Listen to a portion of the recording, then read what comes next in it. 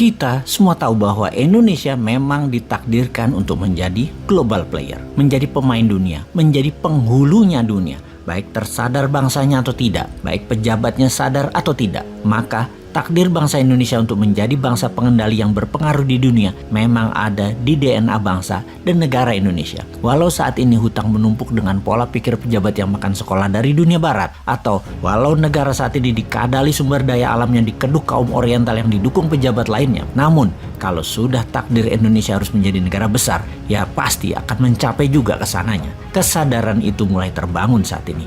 Nasionalisme mulai naik, masyarakat mulai belajar dan hati-hati memilih dan bertindak ke depannya. Kesadaran kemakmurannya bukan karena kebijakan pejabatnya, namun memang karena kepintaran alaminya yang terjadi saat ini. Walau sudah dikekang dan dibatasi kreativitasnya dengan peraturan pemerintah yang ketat, tetap membuat rakyatnya jadi kreatif dan produktif apapun caranya. Karena memang DNA kita, DNA juara, DNA pemain dunia, DNA global player. Kita ini bangsa survival yang bertahan di tengah bencana, di tengah masalah, dan di tengah kerusakan dengan bergantung pada kekuatan gotong royong bangsa sendiri. Kita buktikan sejarahnya bahwa tanah air kita, alamnya mengingatkan bahwa jangan main-main dengan Nusantara. Misalnya, alam meledakkan gunung berapi yang menyebabkan terjadinya Danau Toba mengguncang dunia dengan kekuatan erupsi super atau ledakan dahsyat pernah dihasilkan Gunung Toba di Sumatera Utara sekitar 74.000 tahun yang lalu. Efek ledakan tersebut membuat dunia berubah, banyak kematian terjadi, namun pastinya yang survive adalah yang terpilih yang tahan uji. Lalu ledakan Gunung Tambora yang terletak di Pulau Sumbawa.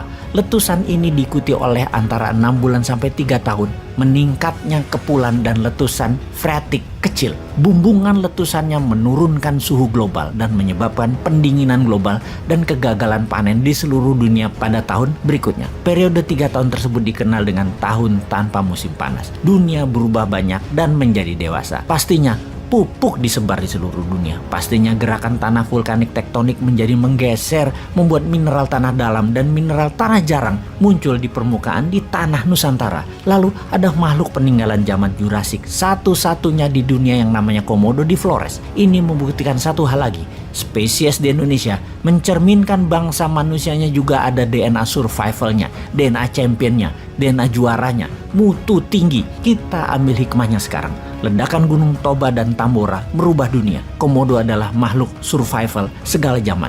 Indonesia untuk menjadi pemain dunia harus menciptakan ledakan-ledakan Toba dan ledakan Tambora yang baru dengan semangat survive segala zaman yang sesungguhnya ada di DNA putra-putri bangsa Indonesia. Corona itu tidak akan bisa mengalahkan bangsa Indonesia, apalagi kalau produk lokal mendapat izin edarnya. Bahkan bisa tanpa vaksin, bahkan bisa tanpa PCR.